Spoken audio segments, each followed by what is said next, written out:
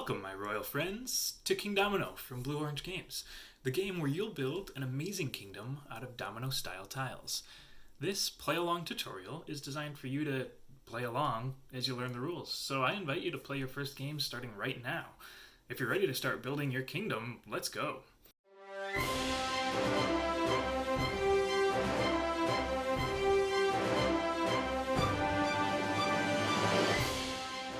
First things first, let's open up that box and get the pieces ready for play.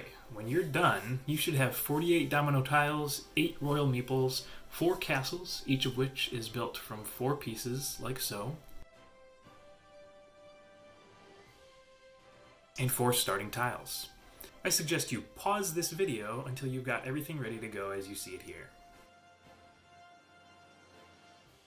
Alright, let's get set up and start playing. First, each player takes a starting tile. They're all the same, so it doesn't matter who gets which. Next, each player takes 1 castle, as well as 1 royal meeple that matches the castle's roof. If you're playing with only 2 players, you'll each take both royal meeples in your color. Place your castle on your starting tile. Okay, now we're going to set up our tile set for the game. We'll start by shuffling all 48 tiles thoroughly. Feel free to hit pause again while you do so. Once your tiles are shuffled, you should remove a number of them randomly based on your number of players. You can find those numbers on the screen now. Those removed tiles can go back in the box and they won't be used during this game. Place all the remaining tiles in 1 or more stacks within reach and you're all set up. Your goal in Kingdomino is to create a lovely little domino kingdom that's exactly 5 squares wide and 5 squares long. You'll be rewarded for having properties of matching terrain types, but only if those terrain properties also have crowns in them. We'll get into more scoring details later, but for now, let's just get playing. At the start of each round, we'll draw a number of new domino tiles, but don't flip them over yet. The number drawn each round is going to be the same as the number of royal meeples in play. So in a 2 or 4 player game, you'll draw 4 tiles. In a 3 player game, you'll draw 3. Once you've drawn them, arrange this round's tiles in numerical order, lowest on top, highest at the bottom. Then you can flip them to their front side, making certain to keep them sorted. Take a moment to look over these tiles. Each of them will have exactly 2 terrain squares, and those squares may match types or they may differ. Additionally, some of those squares may show 1 or more crown symbols. Next, one player should take all the royal meeples in their hands, shake them up, and then let them fall out one at a time. Whenever one of your meeples falls, you get to claim one of this round's tiles by placing your meeple on it, but don't pick up that tile just yet. Once a tile is claimed, no one else may place their meeple on that tile this round. Repeat this process until all of the meeples have fallen and thus all the tiles are claimed. This is another great time to pause the video while you play your first round. Great, the first round has ended. Your game should look something like this. Meeples on each tile and no one should have tiles in their kingdom yet. Let's change that, shall we? The next thing you'll do is to repeat the process of drawing tiles for a new round. Draw, sort, and flip new tiles in a column beside your round 1 column. You will no longer need to use the shake and drop technique from round 1 to determine who goes first. Instead, whoever's meeple is on the topmost, lowest numbered tile gets to go first this round. Alright, first player, ready? To take your turn this round, you're going to move your meeple from the tile it's on currently to a tile that you want to claim for next turn in the new column. And finally, you get to take that tile that you just left and place it in your kingdom. Here's how placing tiles works. Each new tile you add must either be connected to your starting tile or connect to a matching terrain type.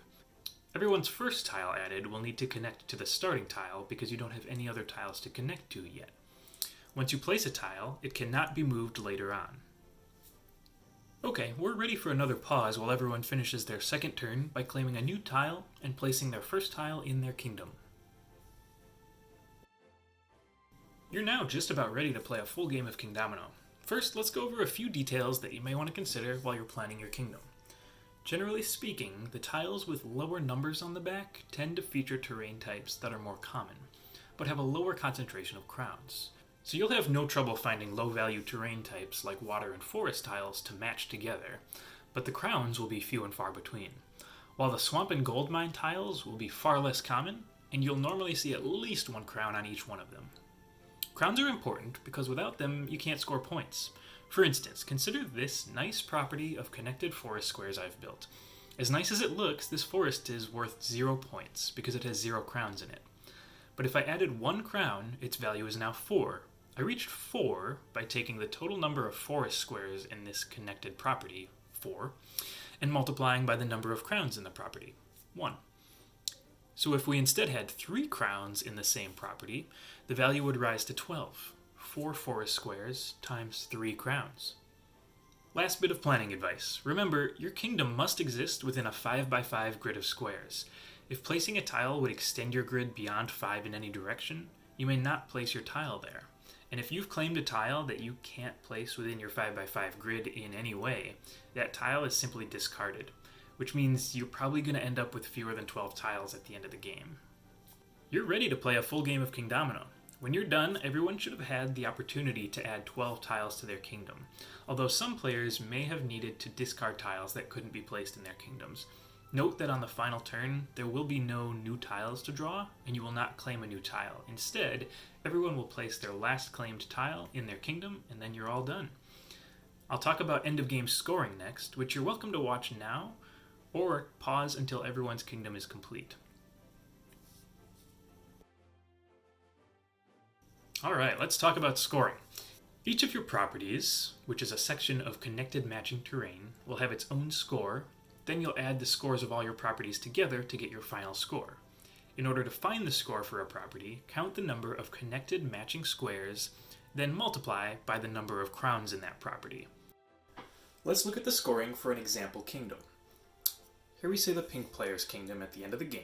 Let's start at the front. They have a pasture with a total of 2 tiles times 1 crown, so this pasture is worth 2 points.